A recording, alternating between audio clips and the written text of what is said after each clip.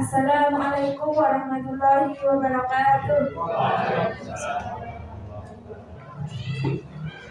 Yang terhormat Bapak Suyatno, selaku Kepala SD Negeri 2 Leses, yang saya hormati Bapak Ibu Guru yang dapat hadir pada kesempatan pagi hari ini.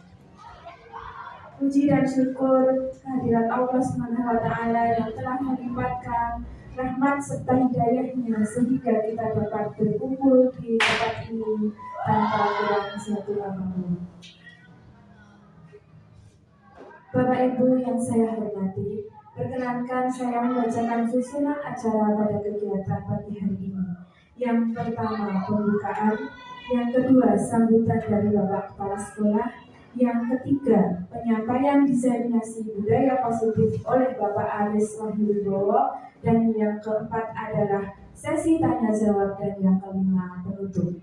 Untuk memulai acara pada pagi hari ini, marilah kita buka bersama-sama dengan bacaan basmalah. Bismillahirrahmanirrahim. Terima kasih Bapak Ibu. Untuk selanjutnya kami persilahkan Bapak Kepala Sekolah untuk memberikan sambutannya.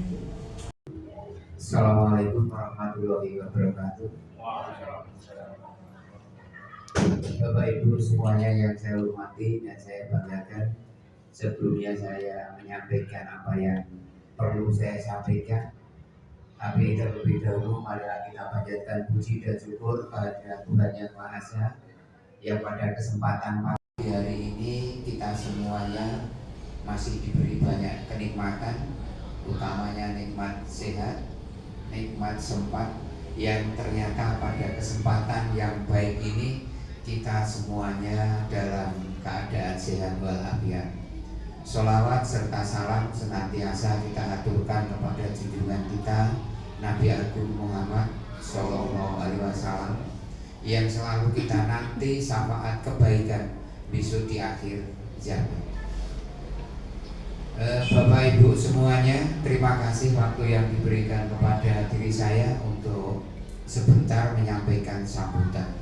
Yang pertama, saya selaku kepala sekolah dari beliau Bapak Aris Wahyuwibowo Sarjana Pendidikan, saya mengucapkan banyak terima kasih. Kemudian saya mengucapkan terima kasih juga kepada Bapak Ibu semuanya yang dalam rangka kegiatan ini Bapak Ibu berkenan untuk membantu terlaksananya program diseminasi dari beliau Pak Aris, yang dalam kegiatan ini tidak lepas dari kerjasama kita, dukungan kita, yang nanti pada akhirnya beliau Pak Aris akan bisa melaksanakan dalam kegiatan guru penggerak angkatan 10.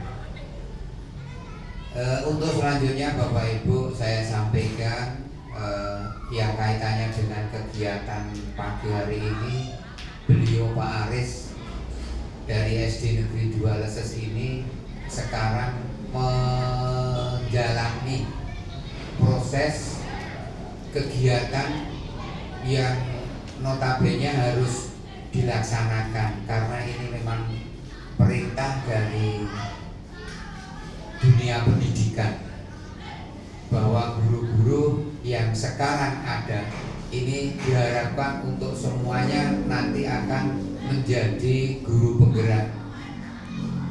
Dalam artian penggerak memang harus istilahnya menggerakkan, kemudian menularkan, yang pada intinya guru-guru se-Indonesia nanti diharapkan untuk menjadi guru penggerak. Karena kalau nanti sudah menjadi guru penggerak, ini juga berkewajiban untuk menggerakkan yang lain. Jadi saya mohon apa yang nanti akan disampaikan oleh beliau Pak Aris Wahyuwibowo Sarjana Pendidikan, ini nanti mohon teman-teman guru utamanya untuk bisa membantu terlaksananya program yang dilaksanakan oleh beliau Pak Aris. Kemudian untuk selanjutnya juga mohon dukungannya. Ternyata pada pagi hari ini, pada kesempatan ini, beliau Pak Aris juga berkenan mengundang sebagian pengurus dari sekolah. Ini akan merupakan mitra kerja, pendorong, motivasi yang nanti akan bisa menambah SD Negeri 2 Leses ini akan semakin maju dan berprestasi. Saya percaya apapun kegiatannya, tanpa ada dukungan dari semua pihak, ini juga nanti hasilnya kurang baik. Sekali lagi, kegiatan pada pagi hari ini yang dilaksanakan oleh Pak Aris Wahyu Wibowo Sarjana Pendidikan ini akan berdampak yang sangat baik, berdampak yang sangat positif. Kegiatan yang dilaksanakan oleh Pak Aris tidak akan ada artinya kalau nanti dari beliau Pak Aris sendiri juga tidak akan meneruskan kegiatan ini. Jadi saya mohon kepada Pak Aris, istilahnya jangan sampai cuman berhenti di sini. Saya percaya untuk guru penggerak ini ditambah ilmunya menjadi lebih banyak inovasi, kreasi, aktivitas yang benar-benar mendukung untuk pembelajaran yang akan datang. Ini mohon nanti ilmu yang penjenengan dapat, yang penjenengan melaksanakan, yang penjenengan alami di kegiatan guru penggerak ini, mohon tolong untuk disampaikan yang pertama kepada siswa-siswi penjenengan. Kemudian kewajiban dari beliau Pak Aris mengimbaskan kepada teman-teman dari kelas 1, kelas 2, kelas 3, kelas 5. Karena sudah ada pepatah, siapapun yang punya ilmu itu akan lebih bermanfaat jika penjenengan tularkan. Sepandai-pandai apapun penjenengan, sepandai apapun kita, kalau ilmu itu tidak kita tularkan, tidak ada manfaatnya. Saya percaya nanti kalau ada dukungan dari Bapak Ibu, wali murid, orang tua, itu akan lebih ada keberhasilan yang positif. Nanti Bapak Ibu. Jadi sekali lagi apa yang saya sampaikan, saya cuma sekedar menyampaikan motivasi, dorongan kepada beliau Pak Aris dan penjenengan semuanya. Tanpa ada kerjasama, kayaknya tidak akan ada keberhasilan. Keberhasilan ini kita rasakan bersama-sama. Kalau nanti kok keberhasilan dari Pak Aris dalam guru penggerak ini bukan sepenuhnya dari beliau Pak Aris, tapi karena dukungan kita semuanya. Kemudian kita juga ada keberhasilan karena ada pendampingan, ada dorongan dari beliau Pak Aris. Mohon dukungan dari semua pihak. Semoga nanti SD Negeri 2 Leses semakin maju, mandiri, dan berprestasi.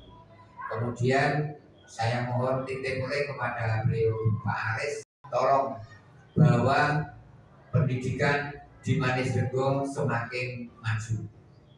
Mungkin ini yang dapat saya sampaikan, kurang lebihnya mohon maaf. Saya akhiri. Assalamualaikum warahmatullahi wabarakatuh.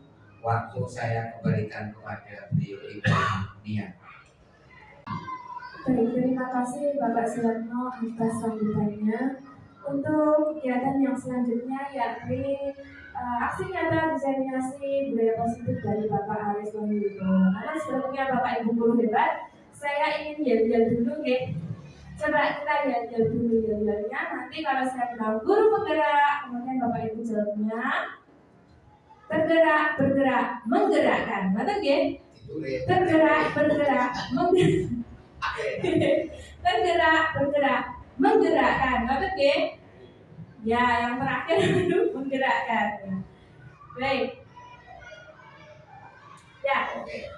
Sudah siap ya Bapak Ibu? Kita yel-yel sekali dulu. Siap.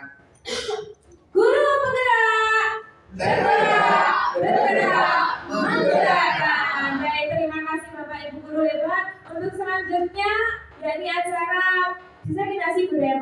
akan disampaikan oleh Bapak Aris Wahyu Wibowo. Pada Bapak Aris kami persilakan.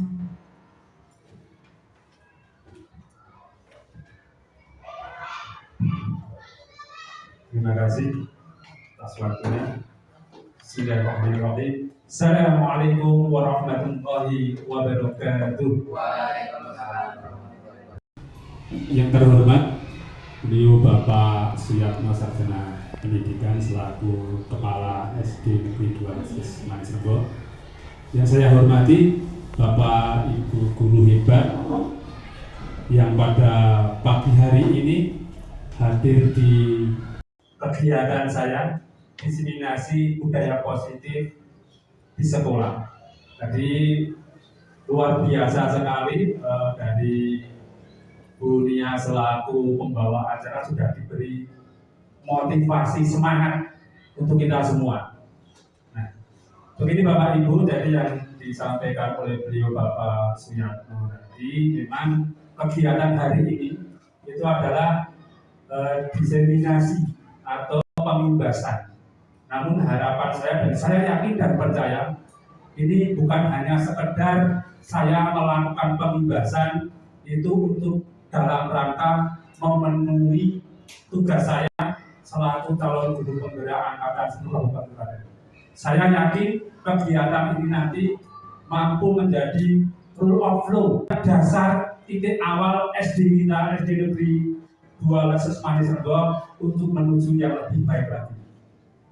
Bapak Ibu yang saya hormati, berikut saya sampaikan budaya positif. Kita sering mendengar budaya. Apakah itu budaya?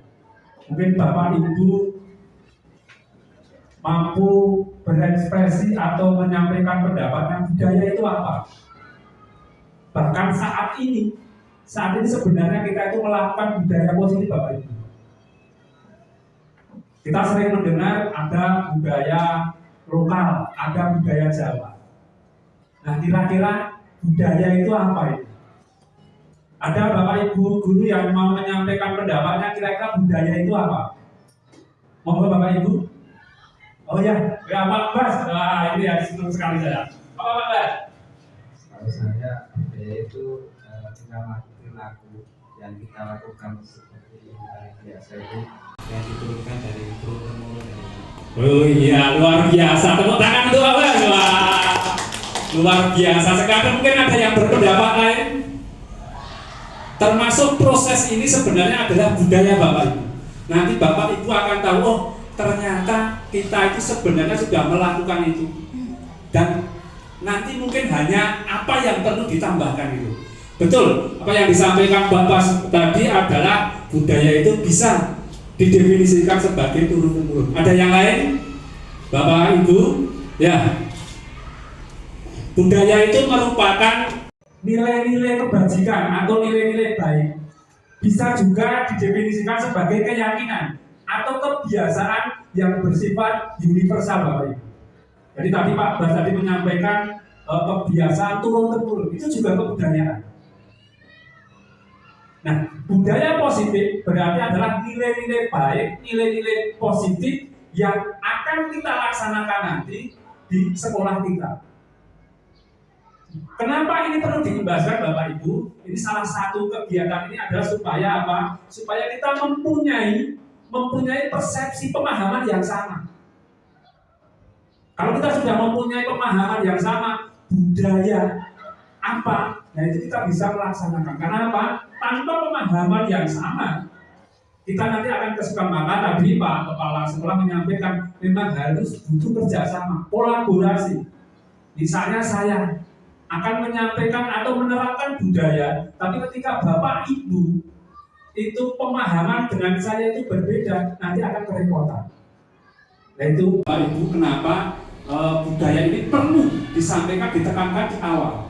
Bahkan kemarin ketika saya mempelajari budaya positif ini, saya menyampaikan ini sebenarnya hal yang sangat menarik. Karena apa? Kita selaku pendidik di sekolah ini sebenarnya bukan hanya sekedar mengajarkan ilmu, tapi apa? Mengajarkan nilai-nilai kebajikan, nilai-nilai kebaikan kepada anak. Kalau hanya sekedar cukup menyampaikan materi pelajaran, itu mohon maaf Bapak Ibu, itu nggak perlu di sekolah, nanti di bimbel malah bisa. Tapi kalau di bimbel atau lainnya itu belum tentu mengajarkan nilai-nilai kebajikan. Nah inilah pentingnya supaya kita memahami atau mempunyai persepsi yang sama terkait kebajikan atau budaya positif. Itu Bapak Ibu. Kemudian berikutnya, untuk mampu melaksanakan kebajikan atau budaya positif di sekolah, tentu kita harus memahami konsep dasar untuk bisa melaksanakan itu Bapak. Konsep dasar yang akan saya sampaikan yaitu ada 7. Yang pertama adalah perubahan paradigma belajar. Yang kedua adalah disiplin positif. Yang ketiga, motivasi perilaku manusia. Yang keempat adalah kebutuhan dasar manusia. Yang kelima, posisi kontrol. Yang keenam adalah terkait keyakinan kelas. Dan yang terakhir, yang ketujuh adalah segitiga restitusi. Dari ketujuh konsep ini, kalau kita memahami, insya Allah nanti kita bisa menerapkan budaya positif di sekolah. Pembelajaran dengan paradigma baru. Pembelajaran dengan paradigma baru yaitu pembelajaran yang dirancang berdasarkan prinsip pembelajaran berdiferensi sesuai karakter, minat, bakat, dan kebutuhan anak. Maksudnya adalah apa? Bahwasanya pembelajaran dengan paradigma baru ini, pembelajaran abad 21 ini akan berbeda jelas dengan pembelajaran tahun lalu Bapak Ibu. Saya yakin, apalagi kalau Bapak ini yang langkung senior dengan kita, pembelajaran dengan sekarang dengan dulu itu jelas beda. Kalau dulu mohon maaf, yang namanya pelajaran itu di sekolah, pelajaran itu yang anak hanya akan manut saja dengan gurunya. Sekarang pelajaran apa? Kita ikut. Sementara pembelajaran yang sekarang itu justru pembelajaran yang akan kita terapkan ke depan itu adalah pembelajaran yang sesuai dengan karakter anak, minat anak, bakat anak, dan kebutuhan anak. Maksudnya apa? Kalau karakter misalnya, mohon maaf saja, ada karakter anak yang suka kalau di kelas itu suka bujel atau suka teriak-teriak, atau karakternya itu dia pendiam. Nah, pembelajaran yang bagus adalah yang kita rancang itu sesuai dengan karakter anak itu. Gimana caranya supaya anak itu yang karakternya berbeda-beda itu bisa mengikuti pembelajaran. Pernah ada kasus Bapak Ibu? Nah, mungkin di sini juga bisa kita terapkan. Ketika saya mengikuti gerakan sekolah menyenangkan itu, ada kasus anak itu di kelas itu tidak bisa diam. Di kelas itu hanya lari-lari saja, mengganggu temannya. Kemudian disiasati oleh guru tersebut apa? Anak itu diberi keleluasaan untuk melakukan aktivitas dulu. Hal yang dia inginkan itu apa? Kita kasih. Nah, nanti kalau sudah capek, misalnya keliling-keliling kayak itu, biarkan. Nanti kalau sudah kecapean, nanti dia akan duduk dengan sendirinya baru memperhatikan. Tapi kalau anak itu karakternya memang sudah jalan-jalan, kemudian kita akan mengontrol duduk, itu tidak akan duduk. Ya nanti duduk 1-2 menit, kembali lagi. Nah itu salah satu perancangan itu dirancang kita itu melakukan pembelajaran. Kemudian kaitan minat. Yang namanya minat itu juga beda-beda Bapak. Minat itu mungkin ada anak yang minat pelajaran A, pelajaran B. Atau bahkan dia minatnya di seni. Atau mungkin malah di olahraga. Minat dan bakatnya itu di olahraga. Yang kita sesuaikan dengan minat yang ada. Tidak akan mungkin misalnya kayak yang mungkin Pak ada idolakan itu Cristiano Ronaldo mungkin. Nah, dia bakatnya di olahraga, suruh ditarget nilai IPA-nya bagus, wah kerepotan dia. Tapi apa kita dorong karena dia itu kemampuannya di olahraga, ya kita dorong. Nah, itu Bapak Ibu, paradigma baru yang akan kita terapkan itu adalah semacam itu di pembelajaran abad 21. Kemudian kebutuhan anak. Kebutuhan anak juga seperti itu Bapak Ibu. Jadi yang namanya kebutuhan anak itu beda-beda. Kita bisa melihat anak itu realnya ketika ke sekolah itu sebenarnya kebutuhannya itu beda-beda. Ada anak yang ke sekolah itu hanya sekedar karena disuruh orang tuanya, atau mungkin dia itu hanya karena pengen mendapat uang saku. Tapi ada juga anak yang memang pengen sekolah atau mencari ilmu, tapi saat ini kebanyakan ini adalah tergeser. Kita bisa kembalikan ke diri kita Bapak Ibu. Dulu kita itu kayak apa? Kebanyakan kalau sekolah itu ya kebanyakan karena dorongan orang tua atau eksternal. Karena tidak mungkin kalau kelas 1, kelas 2 itu pengen sekolah dengan sendirinya. Nah, maka kebutuhan ketika hanya kebutuhannya itu anak itu hanya karena pengen mencari uang jajan atau karena pengen melaksanakan perintahnya orang tua, dan kita bagaimana merancang pembelajaran itu dari niat kebutuhan yang semacam itu, nanti dia dengan kesadaran sendiri memang benar-benar niat untuk belajar. Begitu Bapak Ibu. Nah, kemudian ini berikut mengubah paradigma lama dari stimulus respon ke pendekatan teori kontrol. Yang pertama adalah realitas stimulus respon. Yang pertama itu adalah realitas kebutuhan kita itu sama. Paradigma dulu itu adalah memahami kebutuhan kita itu sama. Jelas beda Bapak Ibu. Karena apa? Saya di sini dengan Bapak Ibu guru di sini itu beda. Kalau saya membutuhkan Bapak Ibu guru di sini, sementara Bapak Ibu guru di sini itu adalah dalam rangka budaya positif tadi apa? Tolong menolong. Karena saya ada kegiatan, saya minta Bapak Ibu untuk hadir di sini, dan itu kan sudah beda kebutuhan. Maka untuk teori kontrolnya adalah kita itu kebutuhan kita beda-beda.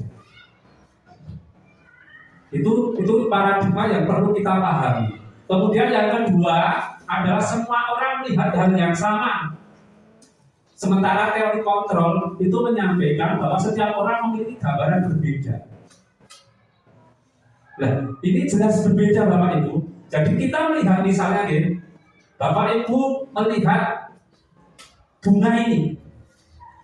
Bunga ini Bapak Ibu sama-sama kita melihatnya. Tapi akan berbeda dalam apa menilainya. Ada yang karena konsentrasi melihat ini, yang dilihat justru bukan bunganya, tapi potnya. Padahal yang dilihat itu sama Bapak. Dan inilah paradigma yang coba mau kita kembangkan di pembelajaran abad 21 ini. Kemudian kita mencoba mengubah orang agar pandangan sama dengan kita. Sementara paradigma baru itu adalah memahami pandangan orang lain tentang dunia. Artinya apa? Kita itu tidak bisa Bapak Ibu untuk kita itu mengarahkan, kita itu harus sependapat dengan kita, itu tidak bisa. Karena seperti Pak Bas tadi menyampaikan, menurut Pak Bas itu tadi budaya itu boleh. Ada pendapat lain juga boleh Bapak Ibu. Jadi tidak harus, misalnya mohon maaf saja, saya sekarang itu mau piknik, saya ngajak Bapak Ibu, ketika memang kebutuhannya beda, karena entah itu sakit atau ada kepentingan, jelas kita tidak bisa untuk harus mengikuti dengan pandangan kita. Kemudian perilaku buruk dilihat sebagai suatu kesalahan. Ini stimulus respon atau paradigma lama itu adalah perilaku buruk dilihat sebagai suatu kesalahan. Sementara di teori kontrol itu semua perilaku memiliki tujuan. Maksudnya apa Bapak Ibu? Itu adalah begini. Jangan hanya melihat perilaku itu baik dan buruknya. Anak misalnya, tapi saya contohkan anak kok di kelas gojekan saja, itu yang kita pahami sebenarnya bocah kayak berarti kita anggap dia itu tidak bisa tenang atau mengganggu dan sebagainya. Justru kalau ada anak yang mempunyai sikap kayak gitu, kita lihat tujuannya apa, kok dia itu sukanya teriak-teriak di kelas, kok ganggu temannya. Nah, itu yang kita gali adalah alasannya, bukan hanya sekedar oh itu Gojek dan lain sebagainya. Kemudian berikutnya adalah orang lain bisa mengontrol saya, sementara teori kontrol menyatakan bahwa hanya Anda yang bisa mengontrol diri Anda. Sebenarnya atau sebaliknya, sebenarnya kita itu tidak bisa mengontrol dan tidak bisa dikontrol, Bapak. Yang bisa mengontrol itu ya sebenarnya diri kita sendiri. Mungkin ada yang mempunyai pandangan terkait ini. Apa benar orang tidak bisa mengontrol orang lain? Toh kenyataannya terkadang ada yang kalau disuruh kayak gini. Ada yang mempunyai pandangan Bapak Ibu, kira-kira sepakat nggak dengan orang lain bisa mengontrol saya, tapi pada teori kontrol itu sebenarnya tidak bisa mengontrol. Nah, yang bisa mengontrol itu sebenarnya diri kita, maksudnya adalah begini Bapak Ibu. Meskipun kita dikontrol entah itu karena rasa takut dan lain sebagainya, tapi rasa takut itu kontrolnya itu hanya bersifat sementara. Nanti kalau sudah kembali ada rasa ketakutannya itu hilang dan lain sebagainya, nanti akan kembali. Itu kalau hanya dikontrol, kalau bukan karena kemauan sendiri. Ini maksudnya itu adalah segala sesuatu itu yang dilakukan dengan kesadaran sendiri. Kemudian yang berikutnya adalah pemaksaan ada pada saat bujukan gagal. Sementara teori kontrol menyatakan kolaborasi konsensus menciptakan pilihan-pilihan baru. Maksudnya kalau teori lama itu mengatakan begini. Ketika kita itu membujuk anak kita bujuk untuk belajar atau untuk diam dan sebagainya. Ketika bujukan kita itu gagal, kemudian kita terkadang melakukan paksaan. Itu bisa terjadi baik di sekolah maupun di rumah. Gampilane bocah ini dikandani ya. Oke toh? Wah, sosok terus dipaksa. Gendel mau pohon. Biasanya kayak gitu. Nah, itu hal yang real. Tapi di teori kontrol ini adalah kolaborasi dan konsensus menciptakan pilihan-pilihan baru. Maksudnya itu ketika anak dibujuk untuk melakukan sesuatu tidak mau, itu kemudian tidak untuk dipaksa Bapak Ibu, tapi apa? Cari solusinya. Misalnya saja, ayo sekarang belajar, nggak mau. Salah satu solusinya atau pilihannya adalah kalau sekarang mau belajar mau apa? Mau istirahat dulu, mau makan dan lain sebagainya. Itu adalah pilihan-pilihan baru. Tidak harus apa yang kita bujuk, apa yang kita harapkan itu terlaksana saat itu juga Bapak Ibu. Yang terakhir adalah model berpikir menang atau kalah. Pada teori kontrol menyatakan bahwa model berpikir itu adalah menang, menang, dan menang. Nah ini sering terjadi di kita. Kita itu memahami ini khususnya apa Bapak Ibu kalau yang terkait model menang dan kalah itu. Nah pertandingan betul. Nah, pertandingan dua tadi mencapai pertandingan lomba itu kan terkadang kita hanya melihatnya itu menang atau kalah. Sementara pada teori kontrol ini adalah menang-menang. Nah, maksudnya adalah yang namanya lomba pertandingan itu sekarang tidak hanya dilihat dari menang dan kalahnya Bapak Ibu, tapi orang yang melakukan atau melaksanakan mengikuti lomba itu sebenarnya mereka sudah menang. Karena apa? Mereka sudah menang untuk mau mencoba, untuk mau ikut mengekspresikan kemampuannya. Jadi saya itu sering kalau ada anak-anak itu ikut lomba, yang saya sampaikan begini Bapak Ibu. Kalian itu ikut lomba, itu bukan untuk mencari juara. Juara itu bonus. Tapi kalian itu ketika mengikuti lomba, itu yang perlu kalian tanamkan adalah kalian itu minimal sudah hebat dibanding lainnya. Karena apa? Kalian minimal itu adalah berani dan mendapat pengalaman baru. Karena nyungun aku misalnya ada lomba, satu anak yang dimajukan, anak ini mau nggak mau, saya yakin nanti fokus guru yang bersangkutan akan memberikan ilmu pengalaman yang mungkin belum tentu didapatkan oleh anak lainnya. Dan itu Bapak Ibu guru yang dimaksud adalah menang dan menang. Jadi ikut lomba itu sebenarnya sudah menang. Bahkan sering kita sampaikan yang namanya ditunjuk lomba itu sudah menang. Karena apa? Yang namanya ditunjuk itu karena Bapak Ibu guru nunjuk itu paling tidak sudah menjadi nilai plus bagi anak. Oh, anak ini sudah mempunyai nilai plus. Ya itu menang dulu, menang ditunjuk. Itu Bapak Ibu. Kemudian yang kedua adalah disiplin positif. Konsep dasar yang kedua, disiplin positif adalah suatu pendekatan untuk menerapkan perilaku atau disiplin dari dalam diri tanpa terpengaruh adanya hukuman dan hadiah. Nah ini adalah terkait apa? Disiplin positif itu adalah terkait kesadaran. Ini janjani, ini yang agak sulit Bapak Ibu. Karena untuk anak apalagi SD itu menumbuhkan kesadaran itu sulit. Karena apa? Apalagi yang kelas 1, kelas 2 itu misalnya Bu Yuni itu kelas 1 kok pengen punya kesadaran Pak?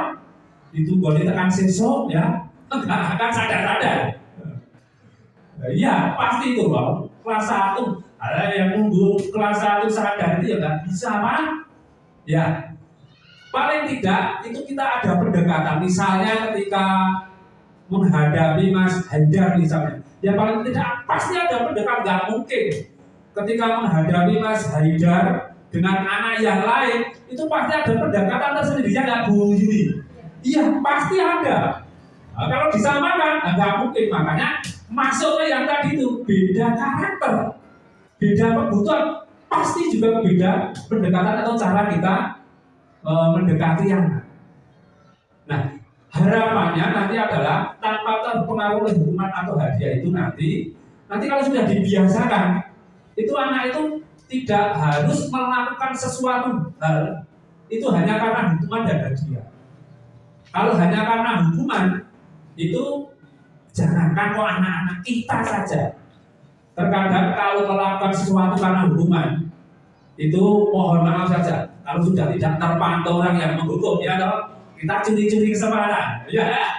Kita wah ini nggak ada curi-curi kesempatan karena tidak ada hukuman. Nggak salah ya, dia bilang nggak salah, memang nggak salah ya. Sementara hadiah juga kayak gitu. Kalau kita itu hanya melakukan sesuatu karena hadiah, pasti apa? Ketika nanti nggak dapat hadiah, logo. Mana? Kalau hadiah ya, maka kayak gitu. Nah itu hal-hal kayak gitu sebenarnya Bapak Ibu. Nah itu yang kita hindari. Jadi kalau kita itu sudah mempunyai apa itu kesadaran itu kita mau melakukan sesuatu itu karena dari dalam hati. Nah ini penting sekali untuk diterapkan di anak. Ya caranya memang sedikit demi sedikit. Tidak bisa ketika kita itu terutama di SD itu kemudian diterapkan kayak di SMP atau di SMA. Karena apa? Cara berpikir anak antara anak satu dengan lainnya yang berbeda usia itu juga pasti akan beda. Kalau di dalam teori ilmu lain itu kan mengatakan yang namanya anak itu kalau belum balik itu juga pemikirannya akan berbeda. Maka ini sebenarnya tantangan kita selaku guru SD itu untuk bisa menciptakan budaya-budaya dari hal yang kecil saja. Itu nanti kalau kita terapkan, itu nanti anak ketika sudah balik atau pemikirannya sudah dewasa, itu nanti dengan sendirinya itu akan terekam dalam memorinya. Oh iya, kebiasaan atau budaya baik itu sudah tertanam dari sejak dini. Prinsip metode disiplin positif ada 5 Bapak Ibu.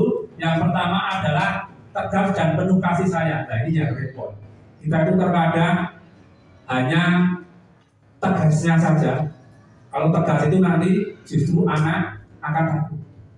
Tapi yang kedua adalah tegas dan penuh kasih sayang. Artinya apa? Yang ketegasan itu perlu dengan kasih sayang. Tidak hanya sekedar tegas saja. Yang kedua adalah membantu anak menumbuhkan rasa memiliki. Anak itu kalau sudah nanti itu merasa memiliki, disuruh saja tidak. Bahkan sering Bapak Ibu kalau kita mengamati, silakan diamati dari Bapak Ibu guru, terutama wali kelas itu biasanya kaitan sapu. Wah, merasa ini miliknya, ya enggak? Diambil kelas lain, wah nyari, ya enggak? Sok-sokan rebutan, ya kan? Karena apa? Itu merasa memiliki. Bahkan terkadang kelasnya itu ada yang mengganggu karena sudah merasa memiliki motor ini. Terkadang dikotori oleh dirinya sendiri, tidak merasa terganggu. Tapi kalau orang lain gitu, yang mengotori, wah laporan sama Bapak Ibu. Pak, tadi kelas ini di kelas kita kayak gitu. Sementara kalau dirinya terkadang kayak gitu tak apa-apa. Tapi paling tidak itu sudah menumbuhkan rasa memiliki. Yang ketiga adalah efektif untuk jangka panjang. Yang namanya disiplin positif itu harapannya adalah jangan hanya sementara. Makanya tadi pentingnya kontinu, terus-terusan Bapak Ibu. Dengan cara apa? Pembiasaan tadi. Makanya tadi disampaikan kebiasaan, kebajikan itu tidak akan lepas dari hal-hal yang sudah terbiasa dan kontinu. Yang keempat adalah mengajar keterampilan dan karakter. Yang namanya disiplin positif itu tidak hanya sekedar menyampaikan, tapi harus mengandung keterampilan dan karakter. Maka di sini salah satunya visi kita itu adalah berkarakter. Nah, harapannya itu adalah nanti anak-anak yang sekolah di sini itu adalah mempunyai karakter yang baik. Bukan hanya sekedar pinter akademiknya. Maka saya itu sering menyampaikan Bapak Ibu begini, yang namanya nilai itu tidak bisa mengubah nasib. Kita mungkin gampang mengubah nilai, tapi kalau mengubah nasib itu tidak akan bisa. Dengan apa mengubah nasibnya? Yaitu dengan karakter, kejujuran, kedisiplinan dan lain sebagainya. Jadi saya menyampaikan tadi itu tidak hanya akademiknya bagus, tapi mohon maaf misalnya akademiknya bagus itu karena mendapatkannya kurang dengan kejujuran, nanti tidak akan mengubah nasib seseorang. Tapi biasa, penuh kejujuran, disiplin, tanggung jawab, nanti yang akan dicari itu adalah orang-orang yang kayak gitu. Makanya di perusahaan-perusahaan besar itu sekarang yang dicari itu bukan S-nya, maksudnya bukan sarjananya, tapi apa? Nilai karakternya. Sering kalau kita melihat itu kan, wah sudah merasa S-nya itu banyak. Gitu, ada S D, ada S P, gitu. Kita ini banyak. Kita itu nggak kurang-kurang kalau cuma S itu. Jadi kalau cuma S3 itu sebenarnya kita lebih Bapak Ibu. Tapi bukan itu sekarang yang dilihat itu adalah apa? Adalah kemampuannya, karakternya dan lain sebagainya. Yang kelima adalah menumbuhkan kesadaran. Nah ini tanggung jawab kita Bapak Ibu untuk menumbuhkan kesadaran. Yang memang kesadaran itu tidak bisa instan. Untuk membuat anak itu sadar itu tidak bisa instan. Makanya saya yakin ketika Pak Yakno itu menempatkan Bu Yuni di kelas 1, kelas 2, Pak itu, saya yakin pertimbangannya apa? Kelas 1, kelas 2 itu ya paling tidak itu ya guru-guru yang punya kesabaran lebih. Misalnya kelas 1 dikasihkan Pak Haris, wah besok 3 hari udah banyak yang enggak masuk. Gitu. Saya yakin begitu ya Pak Yato ya. Nah, ya makanya hal-hal kayak gitu itu saya yakin sudah ada pertimbangan. Karena apa? Ya melihat karakter gurunya bagaimana dan lain sebagainya. Saya yakin kepala sekolah itu sudah pertimbangannya luar biasa. Hanya sekedar menentukan wali kelas, apalagi menentukan lainnya. Ada ya gitu. Kemudian berikutnya yang ketiga adalah motivasi perilaku manusia. Motivasi perilaku manusia itu ada 2, yaitu dari motivasi ekstrinsik dan intrinsik. Yang ekstrinsik itu yang dari luar Bapak Ibu. Jadi kalau motivasi itu niat awal kita melakukan sesuatu itu apa? Itu ada yang dari luar dan ada dari dalam. Yang dari luar itu ya melakukan sesuatu itu mungkin karena pengen menghindari hukuman tadi. Hukuman itu tidak hanya sekedar fisik, tapi apa? Wah, nanti tidak dianggap misalnya tidak tertib. Nah, makanya itu hanya salah satu. Karena dia cuma pengen tidak dianggap tidak tertib. Itu ekstensi. Atau kita melakukan sesuatu karena pengen dipuji, itu juga. Itu karena pengen mendapat hadiah atau penghargaan. Kita melakukan sesuatu sebenarnya yang kita lakukan sama-sama baik, tapi perbedaannya ada di niat, ada di motivasinya itu. Kalian itu melakukan itu karena apa? Sama. Nah, mari kita lihat anak-anak itu kalau melaksanakan piket kelas, itu ada anak. Nah, coba itu kita perhatikan saja di keseharian kita. Ada anak ketika melaksanakan piket itu memang dengan penuh kesadaran sendiri. Tapi ada yang doya-doya. Bahkan terkadang ini sering kalau pas Natal ini, wis sampai sudah naik di motornya orang tua ya loh, dipanggil karena apa? Lupa belum piket ya. Nah itu karena apa? Wah itu berarti dia melakukan sesuatu atau piketnya itu karena apa? Hukuman kita. Juga ada Bapak Ibu yang piket itu anak-anak Pak gurunya itu apa ya? Ngapu bulan kali sampai bersih itu loh. Pak saya itu terkadang juga melihat jangan terus itu mana aku ya biarkan saja. Padahal jangan terus ya itu karena apa ya mungkin ya apa yang pengen dilihat Pak Guru nah sekarang piket dan lain sebagainya. Tapi unsur yang paling utama itu adalah motivasi dari intrinsik, kesadaran sendiri. Kalau kesadaran sendiri itu mohon maaf ada Pak Gurunya atau tidak, atau diingatkan temannya atau tidak, itu akan melaksanakan. Sama itu kembali kepada kita, Pak. Nah ini untung ini kalau misalnya kalau kita itu sudah mempunyai motivasi intrinsik, nah misalnya ada Pak yang maupun tidak ada, itu kalau sudah kesadaran diri sendiri, itu yang melaksanakan. Tapi kalau ada unsurnya itu karena Pak Yano ada, ya itu kita berarti masih di ekstrinsik itu. Karena, nah itu kalau kembali ke kita. Tapi kalau kembali ke anak ya contohnya itu adalah piket tadi. Contoh motivasi ekstrinsik tadi sudah saya sampaikan ya, salah satunya itu adalah kalau yang ekstrinsik itu misalnya piket hanya karena ada gurunya atau piket nanti atau mengerjakan PR hanya karena takut dimarahi oleh gurunya. Itu kan sering. Wah besok ditanya nih PR-nya apa. Nah itu masih ekstrinsik. Tapi kalau yang intrinsik itu memang benar-benar aku mengerjakan PR, aku piket itu karena pengen pinter, piket itu karena pengen kelasnya bersih. Nah itu kan sudah beda. Itu salah satu atau beberapa contoh motivasi ekstrinsik dan intrinsik. Berikutnya konsep yang keempat itu adalah kebutuhan dasar manusia. Kebutuhan dasar manusia merupakan unsur-unsur yang dibutuhkan oleh manusia dalam mempertahankan keseimbangan fisiologis, fisiknya maupun psikologis atau jiwanya untuk mempertahankan hidup. Yang namanya kita manusia orang hidup itu pasti punya kebutuhan. Dan kebutuhan kita itu beda-beda. Sama seperti yang saya sampaikan tadi di sini.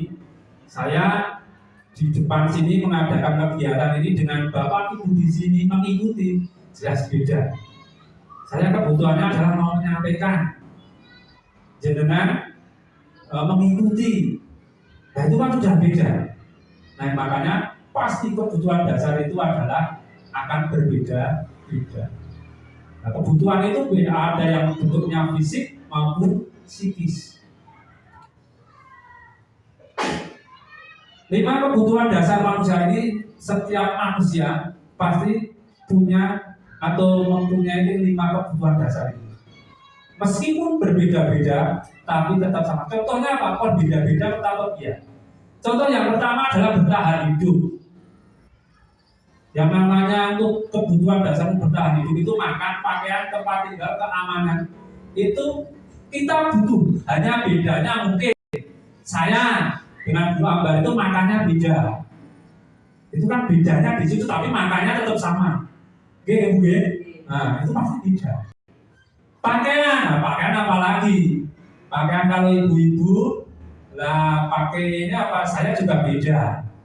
Itu perbedaannya di situ, tapi tetap harus butuh. Tempat tinggal ya ada yang tempat tinggalnya besar, gede, ada yang bagus, ada yang sederhana. Tapi paling tidak itu bisa untuk ditempati. Kemudian keamanan itu juga sama, cuma keamanan saya dengan Bu Ambar atau mungkin Pak Yada ya beda. Wah, kalau saya ya keamanannya karena jarak dekat ya, yang penting aman sampai keamanannya jauh berbeda dengan yang jauh, karena apa? Iskan itu kan sudah beda. Kemudian kebutuhan yang kedua adalah kasih sayang. Semua kita itu pasti butuh kasih sayang. Apalagi kalau yang tidak bisa dipungkirinya adalah ibu-ibu. Ada mungkin ibu-ibu, bu guru yang tidak butuh kasih sayang. Ada nggak kira-kira? Enggak ada. Kasih sayang ini jangan dilihat hanya dengan pasangan kita. Kasih sayang dulu atau dengan orang tua. Terkadang kita itu mohon maaf saja dibedake, ya kan? Dibedake dengan orang tua saja. Terkadang kita itu merasa loh, berarti bapak atau ibu tidak sayang, ya kan? Itu biasa kan? Itu hanya hal sepele saja. Padahal misalnya itu anak itu dikasih 1 permen dengan 2 permen itu pikirannya sudah sampai mana-mana. Kalau anak kayak itu, berarti kalau kita teramat di anak saja. Oh, berarti Pak Guru itu orang adil, membedakan. Wah, kayak berarti anak isi disayang. Biasanya kayak gitu. Padahal sebenarnya sama lah. Kenapa? Lah permen 1 tapi kecil, sama gede itu ya beda gitu. Tapi perbedaannya 2 karo 1. Ya, hal ini perlu disampaikan supaya apa? Nanti di antara anak itu tidak ada yang, kalau bahasa kerennya anak-anak itu anak emas. Ya, terkadang itu kita kalau berhati-hati sama anak, wah Pak Guru ini karo kayo, ini karo aku, wah itu kalau anak itu sudah merasa hal kayak itu, berarti sebenarnya dia itu agar itu jadi warning ke kita kaitan kasih sayang. Jadi kalau guru kita mendengarkan ada anak yang menyampaikan kayak gitu, sebenarnya sudah boleh. Kita harus menarik diri apa yang kurang dari kita. Orang kalau terkadang ya benar lah, gue ngeyel, wah ini bahaya itu, wah nanti anak akan tambah dol. Tapi kalau kita itu terlalu dekat ya nanti kita menarik diri. Yang nanti sekiranya kurang merasa diperhatikan, ya kita kasih perhatian. Nah, ini termasuk rasa diterima, diperhatikan, berbagi. Ini termasuk kasus yang saya sampaikan tadi itu. Anak itu nanti akan masuk di situ. Terkadang di sekolah itu berulah over kayak gitu. Terkadang karena ini Bapak Ibu, karena dia itu pengen mencari perhatian. Mungkin di rumahnya itu juga kurang. Nah, ini makanya kita ganti. Terkadang itu ada Bapak Ibu. Itu banyak ada anak yang cuma berdiam di sekolah. Kemudian ada anak yang memang open was, ngomongnya banyak sekali. Kemudian biasanya kalau hal-hal kayak gitu, anak itu kita home visiting. Kalau di tempat atau di program-program itu kan kita home visiting, apa loh yang menjadikan anak itu ternyata permasalahannya adalah karena kurang perhatian.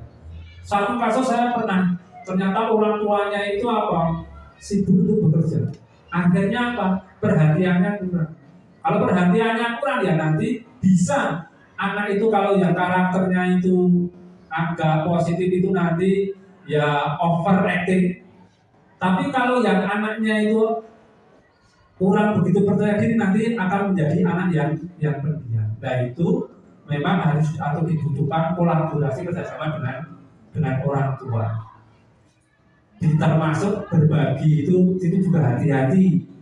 Seperti yang saya sampaikan tadi itu, berbagi itu kelihatannya hanya memberikan hal yang kecil, tapi nanti kalau dilihat anak, ada yang dikasih, ada yang tidak, itu juga akan bahaya.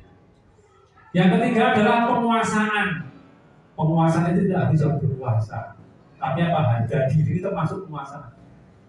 Terkadang anak itu, mohon maaf, kita saja terkadang kalau untuk hal lainnya itu ngalah, tapi kalau terkait harga diri terkadang orang itu makan naik. Sama sebenarnya anak juga kayak gitu.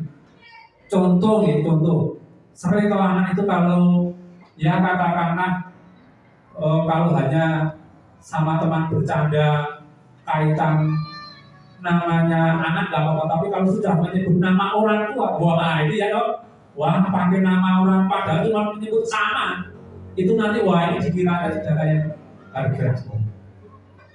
Kemudian yang kedua adalah penguasaan keinginan. Kita itu sebenarnya punya keinginan. Keinginan itu apa ya? Keinginan untuk semuanya. Keinginan untuk semuanya. Beda-beda juga keinginan saya dengan bapak ibu itu beda. Diakui itu ya keberadaannya itu ada. Maka salah satu apa itu yang disebut guru hebat itu sebenarnya bukan guru hebat itu yang ada salah satu apa kemarin itu teori atau apa ya penyebutan itu guru hebat itu bukan yang S-nya banyak, bukan yang sudah guru penggerak, tapi apa guru yang hebat itu adalah apa guru yang kehadirannya itu selalu dinantikan oleh anak-anaknya, itu namanya guru hebat. Dan mudah-mudahan kita semua itu akan menuju ke guru hebat itu. Jadi saya mungkin saat ini baru yang CGP ini Pak Aris sudah penting apa? Yang penting saya guru hebat apa? Kehadiran saya itu dinantikan kayak gitu, nggak masalah. Kemudian yang kedua adalah berprestasi. Nah ini semua dari kita itu pengen berprestasi. Justru kalau ada anak kok nggak pengen berprestasi, itu tugas kita. Kan ada juga Bapak Ibu, kalau saya itu paling agak ngeri atau prihatin itu ketika apa? Misalnya ya melakukan sesuatu dan lain sebagainya itu sudah tidak ada keinginan untuk bisa, itu bahaya. Tapi kalau anak meskipun nggak bisa tapi ada usaha, itu yang luar biasa. Yang ketiga adalah kebebasan. Kebebasan untuk memilih, mandiri, mampu mencoba hal baru. Bebas. Cuma bebas di sini adalah bebas yang bertanggung jawab. Saya yakin Bapak Ibu guru untuk memiliki kebebasan, kalau boleh gitu ya kita itu pengennya kalau pengen ini ya kesini, kalau mau ke sana ya ke sana, dan bebas. Tapi terkadang karena ada batasan-batasan, nah kebebasan itu tetap harus ada batasan yang bertanggung jawab. Yang kelima adalah kesenangan. Kesenangan itu tadi saya sampaikan, kesenangan satu orang dengan yang lainnya itu beda. Misalnya Pak Bas ini kalau senangnya ya harus piknik gitu, senang ya Pak Bas ya. Wah ini tidak senang banget ini. Harus piknik gitu ya, piknik terus apa gitu ya. Sementara ada orang lain bukan, misalnya berdiri atau berjalan, aku sering piknik ini apa, sering shopping ya. Karena gitu, beda-beda. Pak Yada yang beda lagi Pak Yada. Kesenangannya Pak Yada. Oh pengajian, gitu. Nah itu kan beda-beda. Kesenangan orang itu beda-beda. Gitu. Nah yang kedua adalah kaitan bercanda. Bercandanya, saya kemarin ada masukan bahwa Pak Aris itu kurang bercanda kayak gitu. Loh, oh bercanda ya. Padahal biasanya saya itu kalau sama anak, wah bercandanya luar biasa. Tapi kalau sama Bapak Ibu guru, ya terkadang bercanda ya Pak Bas ya. Terkadang bercanda saya itu coba dikiranya lah, wah ini orang tidak ada masalah ya gitu. Nah ini yang terkadang ya sesekali bercanda, sesekali serius. Tapi biasanya banyak seriusnya ya Pak Bas ya. Kecuali kalau di sana ya Pak, memang kita itu terkadang menempatkan bercanda itu pada tempatnya. Yang paling tepat itu kayak gitu.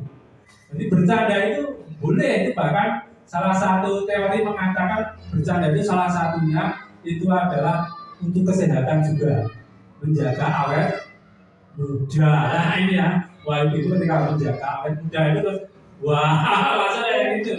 Wah kayak gitu ya Pak ya. Makanya. Tapi kalau saya menyampaikan ke anak itu juga Pak. Nah bagaimana yang dengan orang yang di pinggir jalan ketawa sendiri-sendiri itu biasanya juga nggak tua-tua namanya kayak gitu. Karena apa? Itu malah biasanya jangan pernah senang terus gitu loh. Karena senang terus apa? Suka bercanda dan lain sebagainya itu apa? Itu ternyata bikin orang sehat. Jarang sekali orang mohon maaf yang punya kekurangan di mentalnya itu dibawa ke rumah sakit. Karena jarang ya. Kalau kita sering kayak gitu. Itu adalah salah satu manfaatnya bercanda dan tertawa. Hanya kita perlu yaitu adalah menempatkan posisi. Ketika kayak gini yang termasuk saya sampaikan. Kalau saya menyampaikan kayak gini serius terus saya yakin di antara peserta ini loh mantuk kayak gitu. Pasti ngantuk. Tapi kalau bercanda, saya itu sering menyampaikan bahwa itu.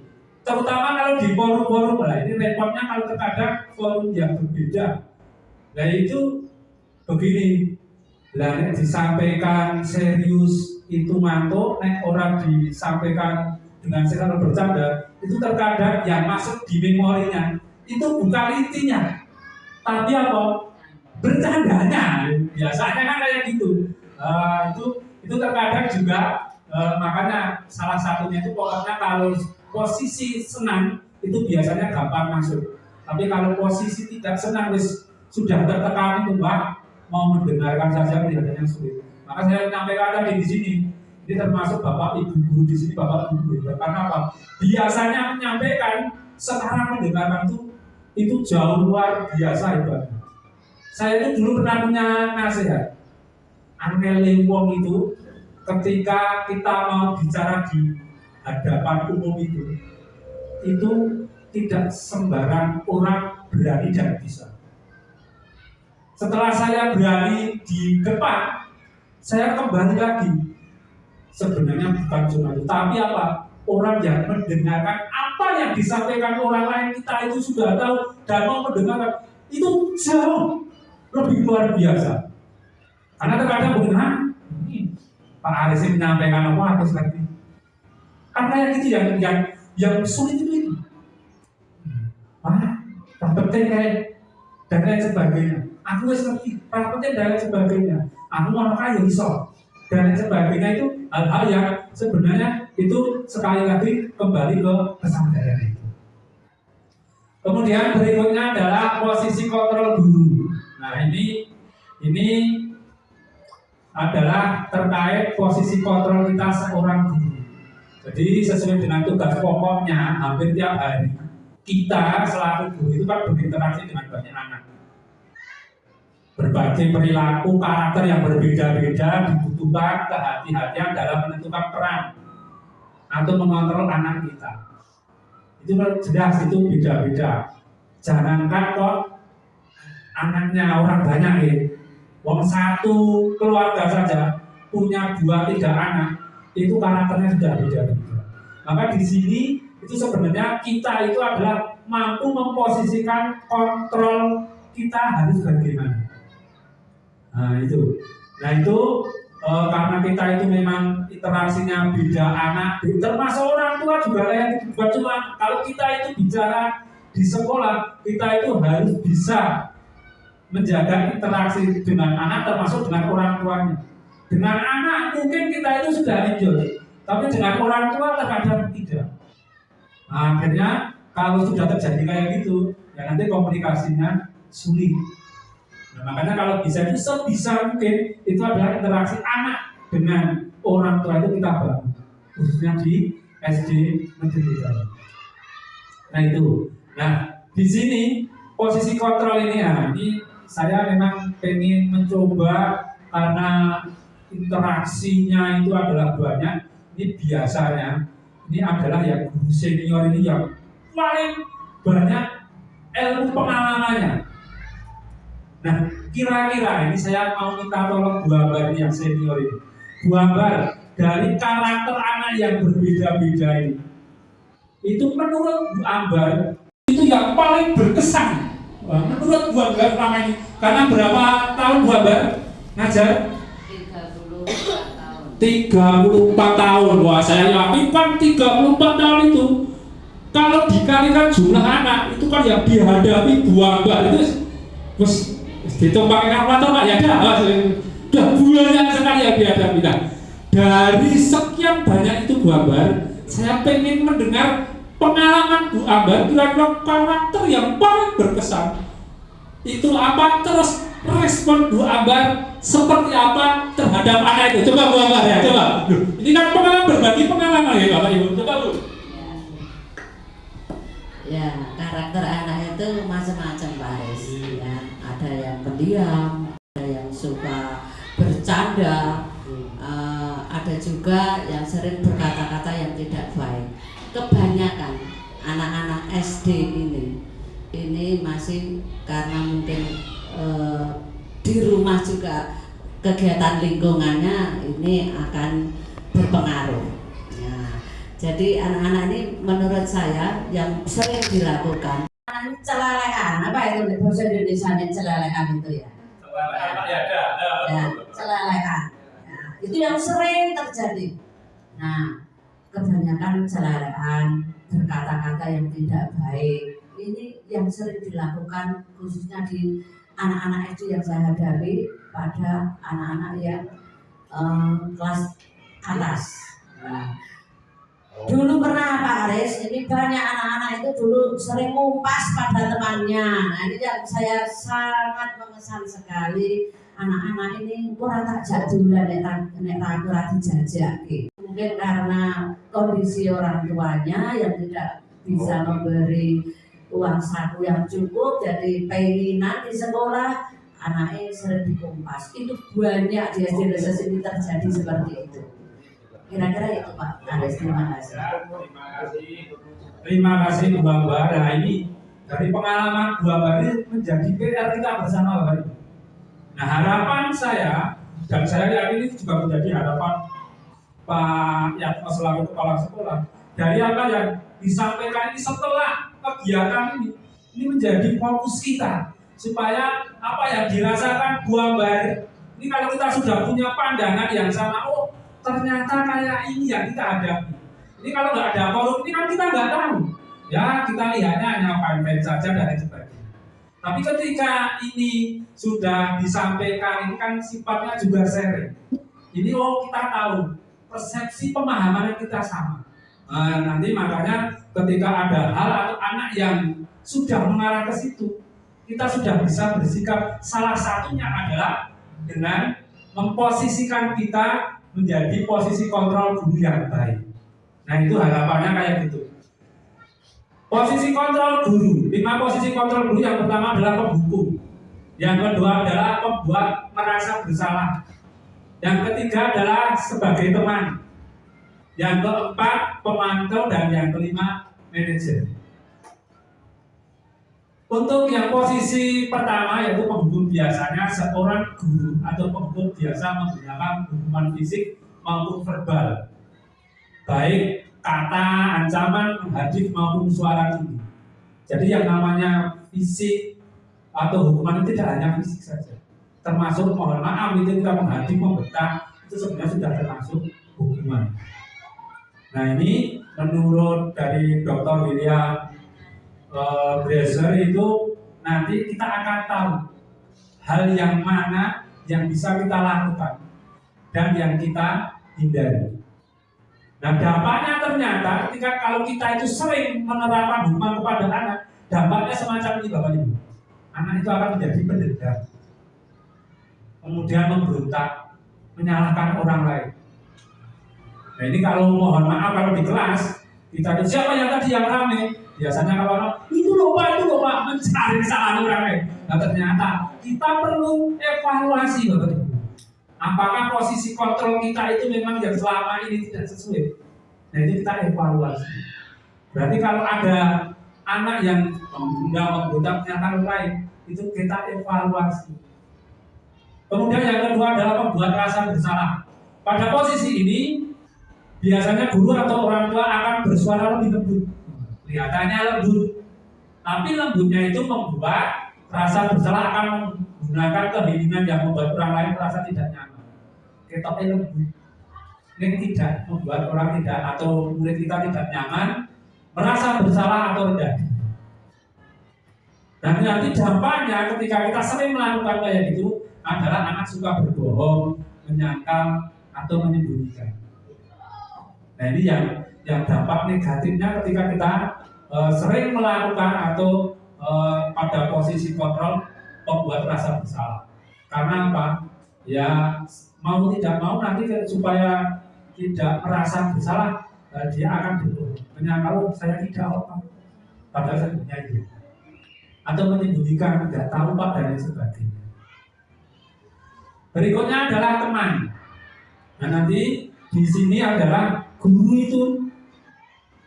Selain kita itu selaku guru, kita itu bisa memposisikan sebagai orang tua, juga bisa sebagai teman.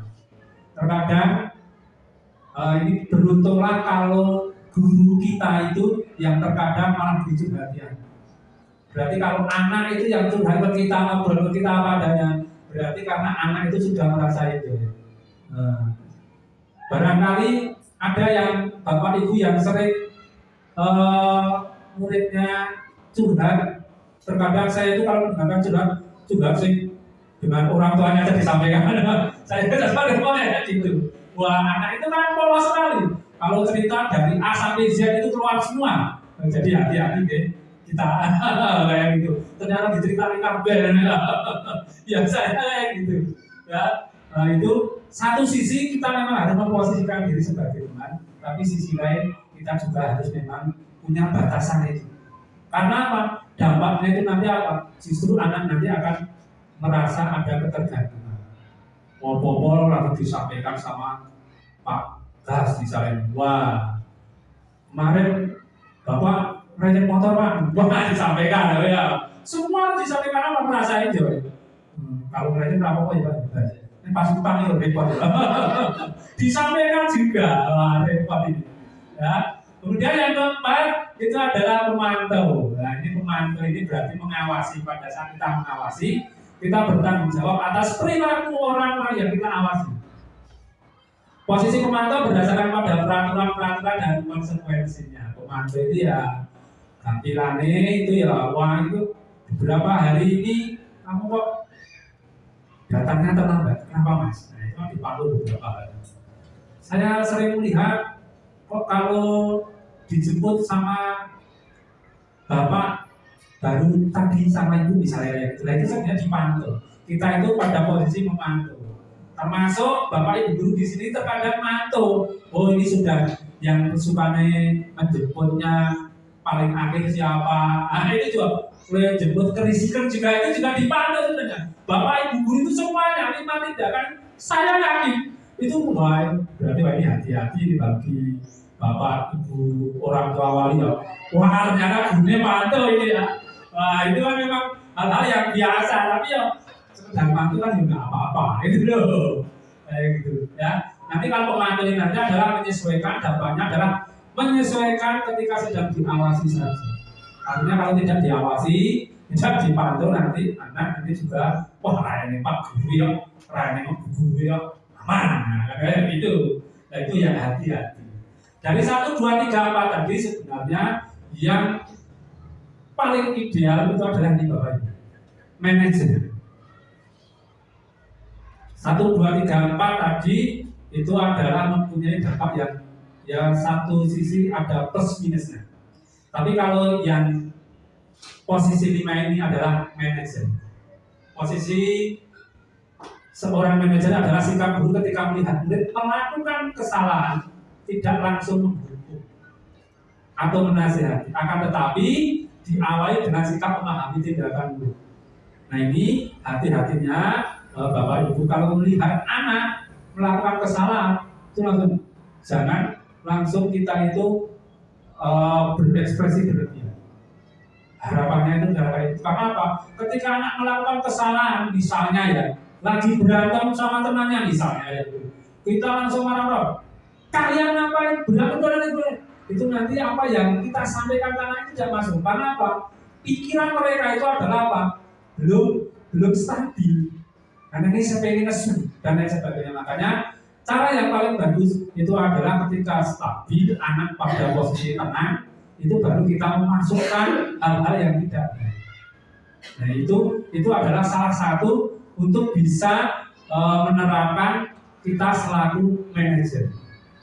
Tujuannya apa? Tujuannya itu adalah menumbuhkan kesadaran akan perilaku, kemudian memperbaiki diri. Kalau sudah punya kesadaran, nanti itu apa? Ya nanti akan memperbaiki kesalahan. Dampaknya apa Bapak Ibu? Dampaknya adalah tumbuh kesadaran diri, mempunyai karakter yang kuat. Saya yakin, termasuk saya saja. Tapi saya juga yakin Bapak Ibu guru dari kelima itu hampir semua pernah melakukan. Ya dong? Ada yang mau jujur, saya belum pernah melakukan penghukum. Ada? Ada. Kemudian selaku teman atau posisi teman pasti ada juga. Nah, hanya dari diminasi ini adalah apa? Nanti kalau kita itu sudah tahu dampaknya, kita akan untuk evaluasi. Oh ternyata selama ini mungkin misalnya kalau anak itu misalnya ditakuti atau galak itu ternyata malah kurang begitu bagus. Nanti apa? Oh ternyata anak manusia seperti itu. Tapi kalau galak sama tegas beda. Kalau galak, makanya kalau tadi itu tegas sama kasih sayang.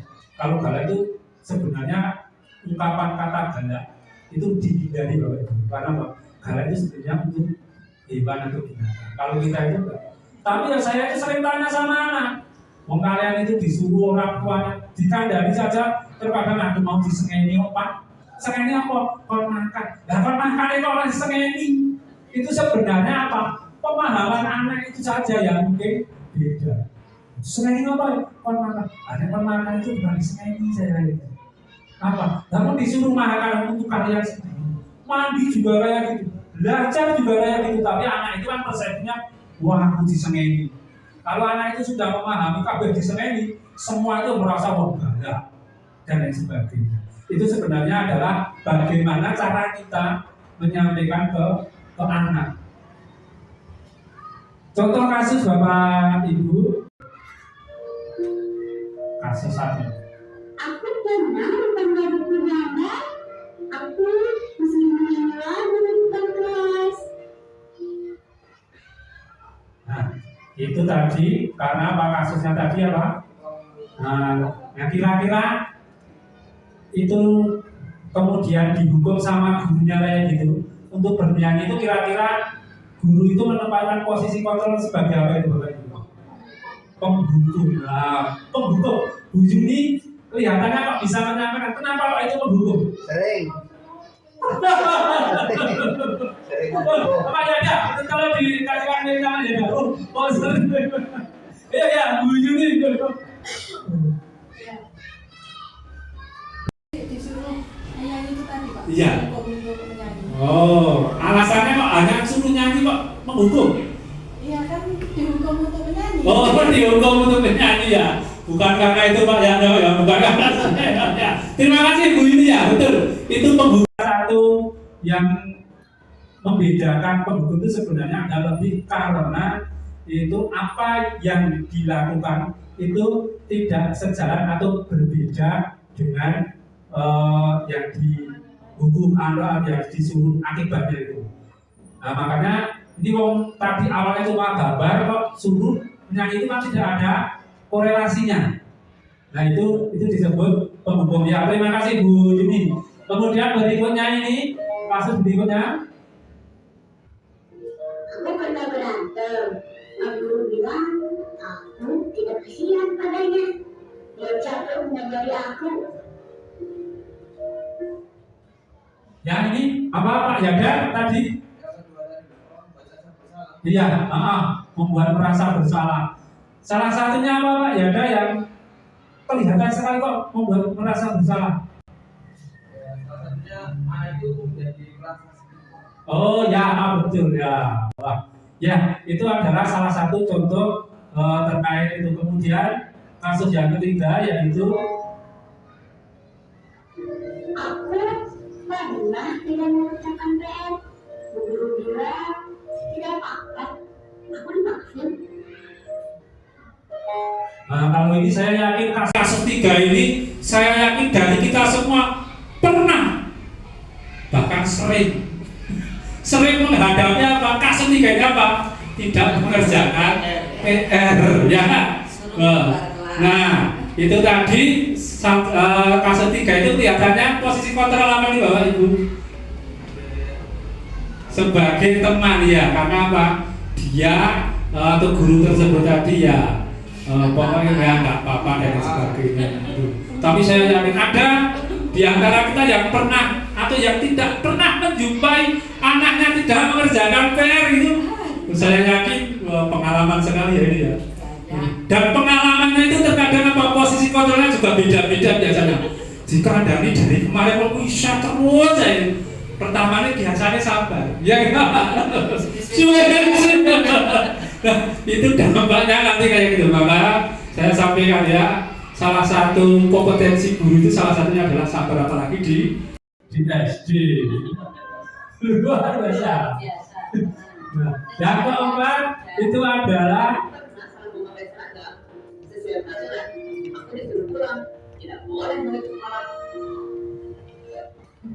itu tidak pakai seragam kemudian disuruh pulang. Kira-kira posisi kontrol apa Bapak Ibu? Posisi kontrol apa? Karena tidak sesuai dengan aturan. Posisi kontrol apa? Karena tidak sesuai dengan aturan. Posisi kontrol apa? Bu Nidi kelihatannya melihat saya itu kelihatannya pengen menyampaikan jawaban. Tapi kok nggak dikasih kesempatan ya gitu. Kelihatannya kayak gitu ya Bu Nidi.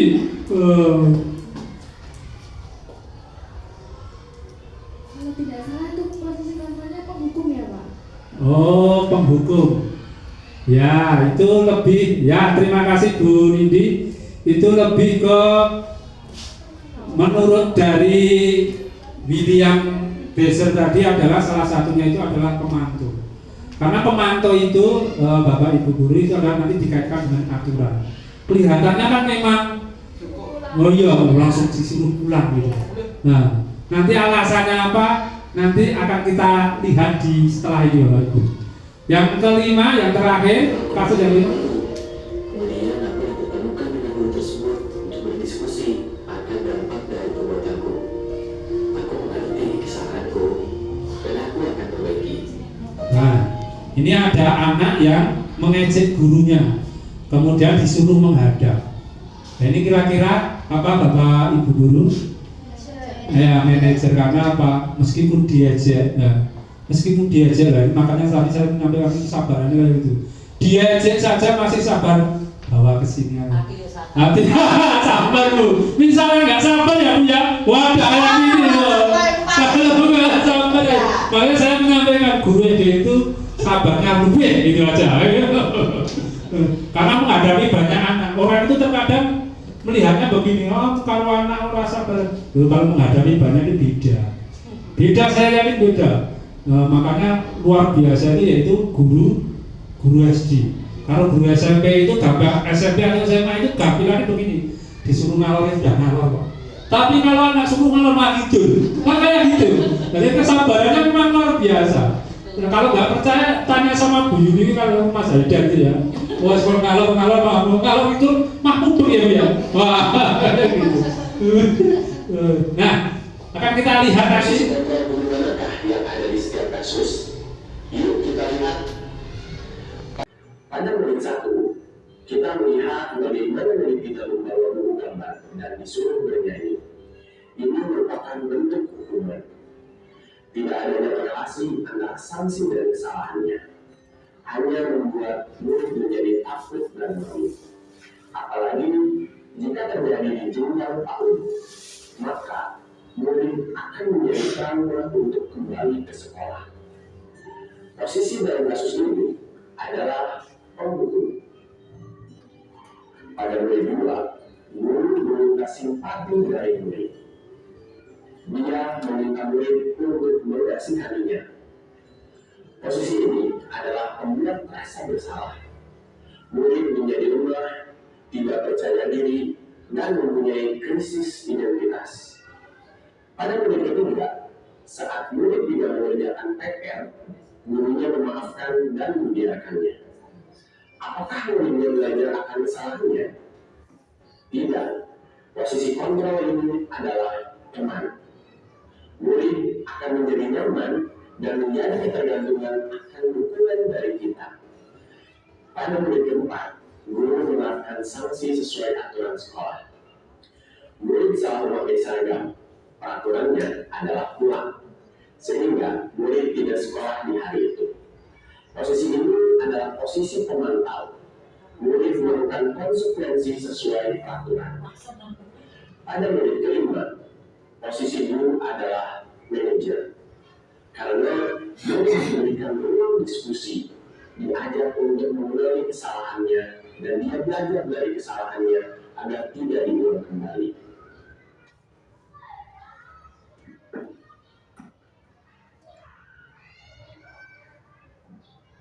Demikian Bapak Ibu itu salah satu, saya yakin, apalagi tadi, wah ini kok tidak sesuai. Kalau saya yang menyampaikan terkadang, oh ya. Tapi kalau saya menyampaikan ini ada dengan bukti atau dengan pendapat orang yang lebih di atas, oh iya, kayak biasanya kayak gitu. Yang keenam adalah keyakinan kelas. Keyakinan kelas merupakan sebuah pernyataan positif yang mengandung nilai-nilai kebajikan universal yang telah disepakati untuk diterapkan di kelas. Saya yakin Bapak Ibu guru ketika di awal biasanya membuat kesepakatan dengan anak-anak, kesepakatan kelas. Nah, yang mau saya sampaikan di sini adalah antara keyakinan kelas dan kesepakatan. Apa perbedaan keyakinan kelas dan kesepakatan kelas, Bapak Ibu? Itu adalah semacam ini. Kalau keyakinan kelas itu sifatnya adalah positif, pernyataannya itu positif. Sementara untuk kesepakatan kelas itu pernyataannya bisa positif atau negatif. Kemudian keyakinan kelas itu tidak ada sanksi atau konsekuensi. Sementara kesepakatan itu ada karena apa sudah disepakati. Misalnya yang datang terlambat bantu tiket. Nanti ada contohnya Bapak Ibu. Kemudian yang ketiga adalah bersifat abstrak atau global. Kemudian kalau yang ketiga adalah sifatnya jelas atau detail. Yang berikutnya adalah kata-kata singkat agar mudah dihafal. Jadi yang namanya keyakinan itu pernyataannya nggak usah panjang-panjang. Tapi kalau kesepakatan itu biasanya ya sampai jelas detail mungkin konsekuensinya. Contohnya semacam ini Bapak Ibu, misalnya kesepakatan kelas. Terlambat masuk sekolah membantu tiket. Nah itu ada sanksinya, yaitu membantu tiket. Sementara keyakinan kelas sebenarnya kan kalau anak terlambat masuk sekolah itu karena apa? Dia tidak tepat waktu atau tidak disiplin. Sebenarnya arah yang akan kita tuju itu sebenarnya ini. Tapi terkadang kita akan membuat kesepakatan kelas. Berikutnya adalah dilarang membuang sampah sembarangan. Ini pernyataan negatifnya adalah pakai kata-kata dilarang. Dilarang atau jangan itu adalah pernyataan negatif. Sementara kita memberlakukan dilarang membuang sampah itu kan sebenarnya itu adalah tujuannya ini supaya bersih. Yang ketiga itu adalah apa? Dilarang menghina teman atau ejek-ejekan. Itu sebenarnya tujuannya itu adalah apa? Sesama dengan temannya itu supaya saling menghormati, menghargai. Itu sebenarnya kata-kata, makanya kesepakatan itu adalah apa?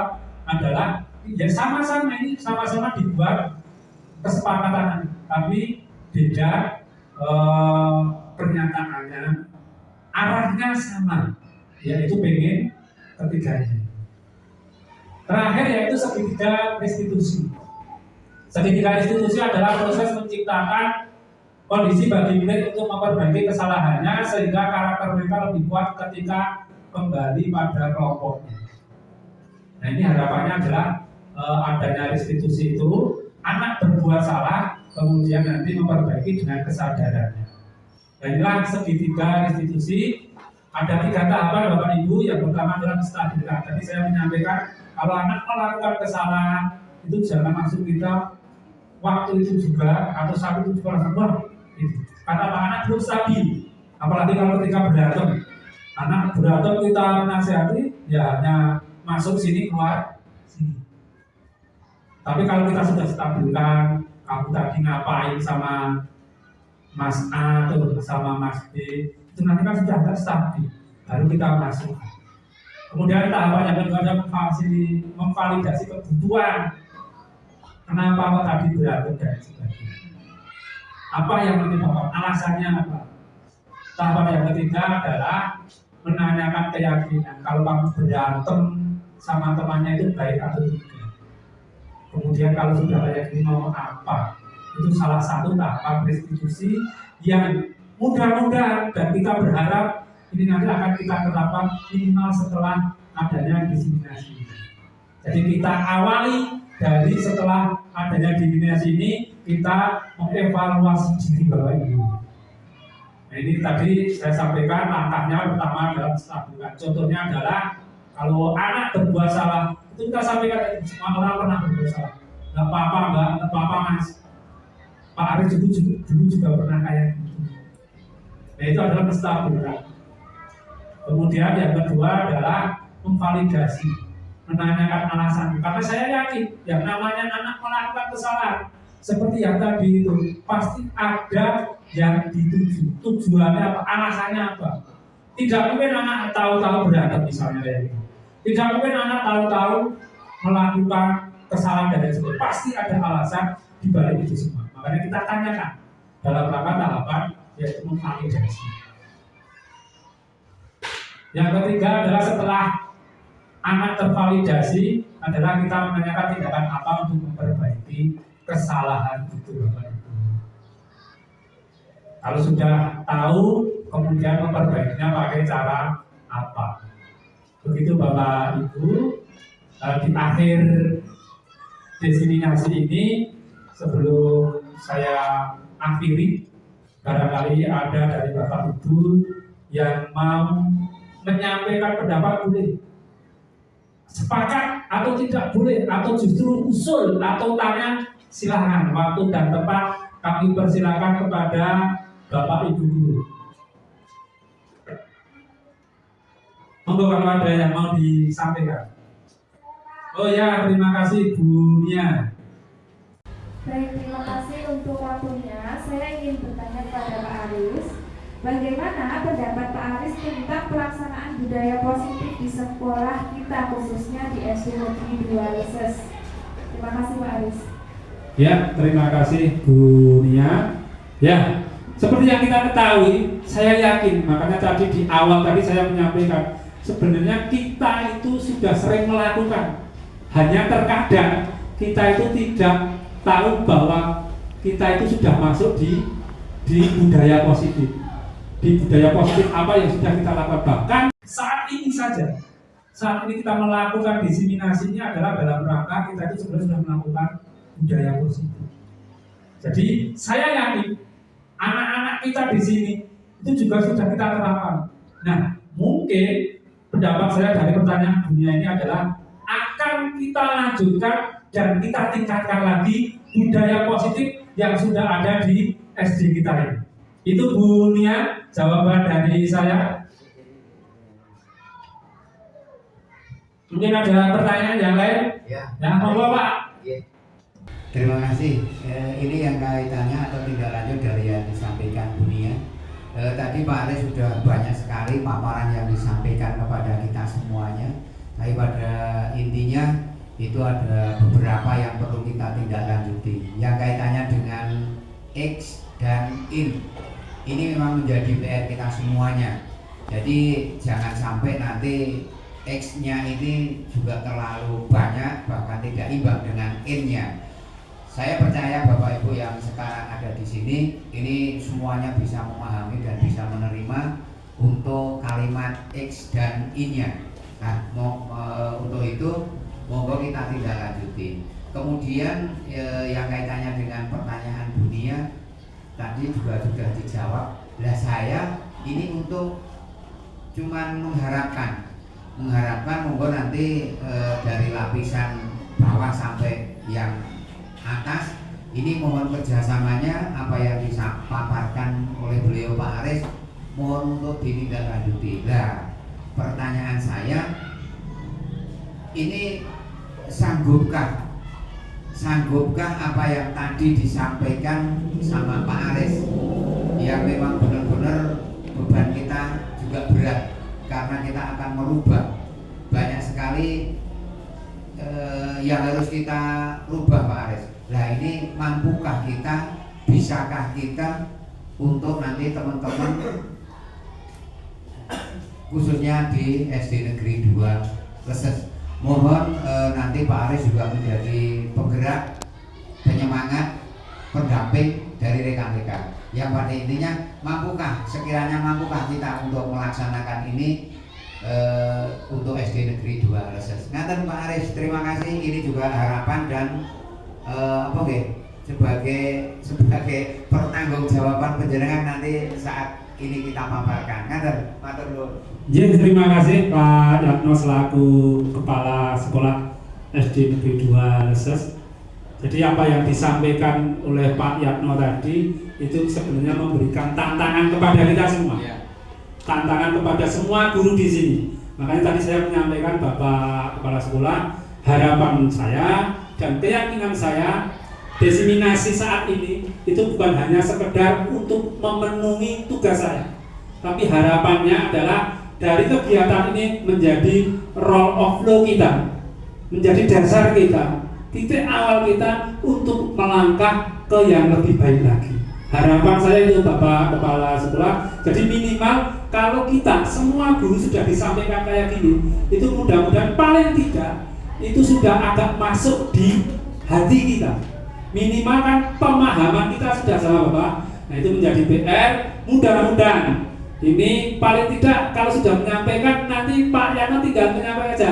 Gimana Pak, sudah ada perubahan atau belum? Dan lain sebagainya, itu kontrol. Itu bentuk kontrol Pak Yatno kepada saya khususnya ketika menyampaikan ini. Begitu jadi Bapak. Ya, terima kasih.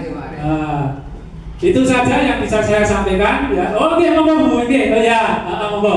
Ya, Bu Wit, ya, monggo. Ya, sebelumnya terima kasih Pak Aris. Saya cuma mau menanyakan sedikit. Kebetulan kan sekarang itu budaya luar negeri yang negatif itu anak cepat sekali menyerap. Budaya negatif kayak lagu-lagu barat itu anak cepat sekali menyerap. Yang ingin saya tanyakan, bagaimana cara menanamkan rasa kecintaan anak-anak kepada budaya sendiri. Mungkin Pak Aris, terima kasih. Oh, Ibu, terima kasih Bu Wit yang sudah menyampaikan pertanyaan bagaimana. Jadi begini Bapak Ibu, terkait kurikulum Merdeka ini memang kita khususnya di calon guru penggerak itu dibekali salah satu materi, yaitu tentang mengembalikan kodrat anak dan kodrat zaman. Artinya terkait yang disampaikan tadi, kita memang selaku guru itu tidak bisa membatasi informasi yang dari luar, tidak bisa membatasi, hanya kita bisa memfilter itu. Jadi kita filter mana yang itu baik untuk anak kita, mana itu yang kita hindari. Salah satunya adalah nanti kita selaku guru itu kita memfilter mana-mana yang diperbolehkan dan mana-mana yang tidak. Tentunya untuk membangkitkan rasa nasionalisme atau untuk tetap menguatkan kebudayaan kita, salah satunya di program kurikulum Merdeka ini adalah kita itu ada salah satu nilai, yaitu kearifan lokal. Artinya budaya-budaya lokal itu kita angkat supaya anak tidak hanya terbanjiri oleh kebudayaan luar. Maka saya sampaikan ketika kemarin itu ada sini kegiatan yang itu memang menggali potensi kebudayaan kita. Salah satunya kemarin kaitan unggah-ungguh dan lain sebagainya, itu adalah salah satu potensi. Karena kalau anak itu tahunya, mohon maaf, kebudayaan luar itu kan ya ada yang baik, ada yang tidak. Maka kita filter tetap, kemudian kita angkat kebudayaan lokal kita supaya tidak kalah. Bahkan kalau kita pahami sekarang ini, kebudayaan lokal kita sekarang sudah merambah ke mancanegara. Begitu Ibu, terutama adalah kaitan filter sama kita mengangkat kebudayaan daerah. Mukatan ya Ibu. Terima kasih dari saya Bapak Ibu atas kehadiran dan juga partisipasinya dalam kegiatan ini. Ada kurang lebihnya mohon maaf. Akhirul kalam. Assalamualaikum warahmatullahi wabarakatuh. Baik, demikian Bapak Ibu. Tepuk tangan dulu untuk Pak Arif ya.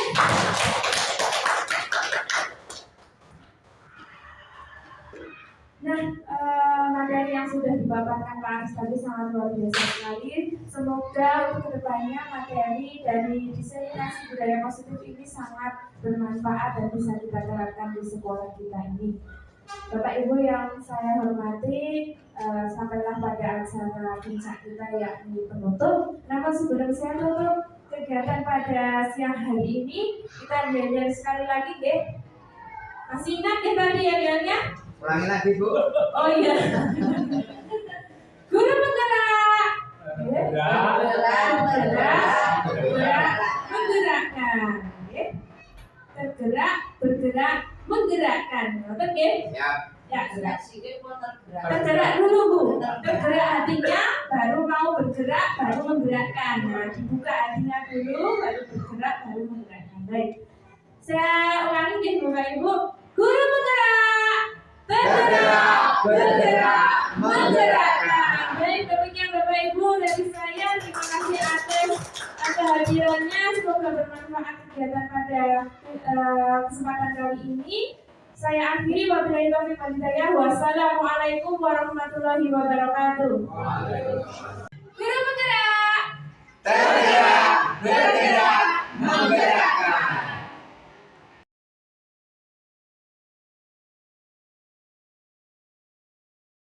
Assalamualaikum warahmatullahi wabarakatuh.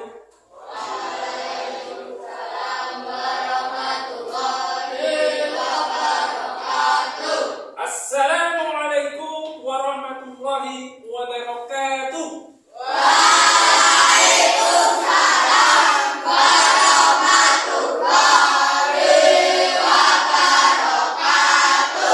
Semangat pagi.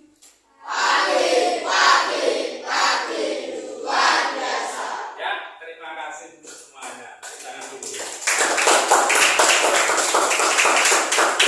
Perhatikan ya, anak-anakku yang Pak Aris cintai, yang Pak Aris banggakan. Pada pagi hari ini, ya, Pak Aris mau mengajak kalian untuk membuat keyakinan kelas. Ada yang pernah dengar keyakinan kelas itu apa? Ada ya? Oh, belum tahu? Oh ya, keyakinan kelas itu hampir sama dengan kesepakatan kelas. Hampir sama. Hanya di sini ada bedanya sedikit apa? Yaitu kalau kesepakatan itu nanti adalah itu sifatnya itu terkadang ada beberapa yang itu sanksinya ada. Misalnya kesepakatan siapa yang tidak mengerjakan PR nanti sanksinya ini. Atau siapa yang terlambat nanti misalnya bantu tiket. Ya kan? Kesepakatan kelas kayak gitu. Nah, kalau keyakinan kelas itu adalah nanti silakan kalian berpikir ya, kalian itu berpikir kira-kira hal apa, hal yang positif yang sekiranya itu nanti adalah bermanfaat untuk kalian, untuk kita, untuk kelas. Jadi misalnya kalian kan misalnya ada kesepakatan kelas itu yang datang terlambat nanti membantu tiket. Nah itu kan sebenarnya kesepakatannya itu supaya apa? Supaya nanti itu kalian disiplin, tidak terlambat. Ya dong? Nah, di sini kalau keyakinan kelas itu kalian harus mempunyai keyakinan kalau yang namanya disiplin tepat waktu, tidak terlambat itu kan bagus. Nah, itu kalian buat misalnya datanglah tepat pada waktunya. Tadi tidak yang datang terlambat bantu tiket. Itu enggak kayak gitu. Jadi hal yang positif yang itu nanti mengarahkan ke kalian supaya melakukan itu, kemudian dengan kesadaran kalian itu melakukan, bukan karena ada kesepakatan kelas kalian takut wah nanti kalau terlambat disuruh ini baru kalian melakukan, bukan. Tapi yang namanya keyakinan kelas, kalian itu mempunyai keyakinan bahwa apa yang kalian lakukan itu nanti sebenarnya bermanfaat untuk diri kalian minimal. Oh, tidak terlambat itu bagus. Misalnya rajin, supaya mengarahkan untuk kalian rajin belajar. Kalian punya keyakinan ya, namanya rajin itu keyakinan kalian yang kalian pahami. Kalau yang namanya rajin itu apa? Supaya apa kalau kalian rajin? Nah, supaya pandai, betul ya Mas Engga, supaya pandai. Artinya apa? Supaya orang rajin itu pandai, berarti mungkin kalian bisa bikin kata-kata yang itu menurut kalian adalah keyakinan kelas. Rajin misalnya bakal pandai, atau rajinlah belajar untuk menggapai cita-cita. Kayak gitu loh. Contoh-contoh keyakinan. Oh, misalnya kalian ingin membuat supaya kelas kalian bersih. Ya dong? Oh, kelas kita ini supaya bersih itu berarti keyakinan kalian apa supaya bersih. Misalnya kan kalau kesepakatan kelas ada yang ditulis di situ dilarang membuang sampah sembarangan, ya enggak? Dilarang itu kesepakatan. Tapi di keyakinan kelas ini supaya tidak membuang sampah sembarangan, itu kira-kira kata-kata keyakinannya itu apa? Kalian pikirkan, supaya kelas kita itu bersih, supaya membuang sampah pada tempatnya dan lain sebagainya, itu kata-kata atau keyakinan kelas itu apa yang akan kalian sampaikan? Paham belum? Paham? Paham Mas? Mas? Enggak? Oke, gitu ya. Nanti Pak Aris bagikan. Pak Aris bagikan, silahkan kalian menuliskan keyakinan. Keyakinan itu bebas, entah itu kaitan ketertiban, kaitan kebersihan, kaitan rajin, kaitan siap, itu juga boleh. Silakan satu anak menulis satu saja.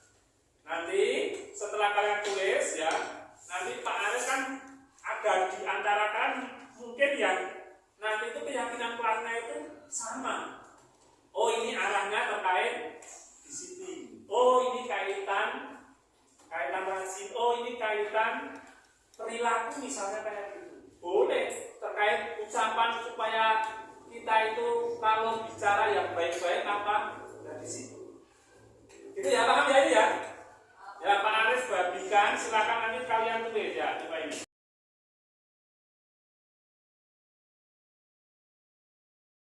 Kalian boleh pikirkan ya. Nah, silakan kalian tulis satu keyakinan saja. Dipikir apa itu kira-kira.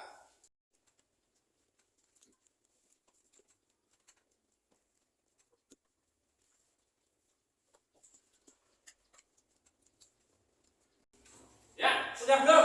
Sudah semua? Ya, oke, perhatikan. Nah, kalau sudah, silakan. Apa yang kalian tulis itu, ya, apa yang kalian tulis itu nanti dikumpulkan. Tapi Pak Aris berharap ada beberapa di antara kalian yang berani membacakan. Kira-kira apa yang menurut kalian, apa yang diharapkan dari kalian terkait keyakinan? Ada yang berani mewakili? Ada? Ya, Mas. Ya, sih, bagus. Coba ke sini ya.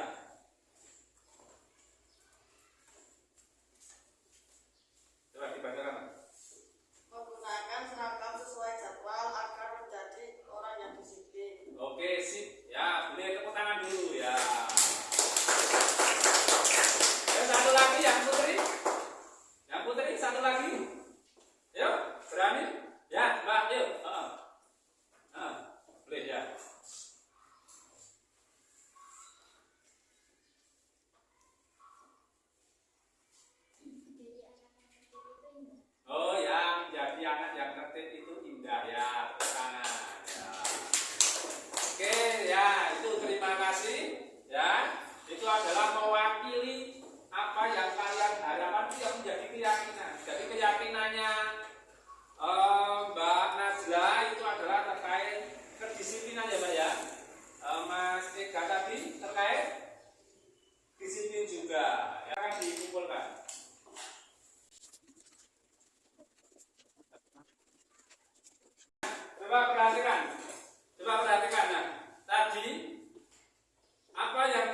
disampaikan oleh Mas Ega dan Mbak Nadira itu kan sebenarnya sama. Nah ini nanti dari tulisan kalian, harapan kalian ini nanti dikelompokkan.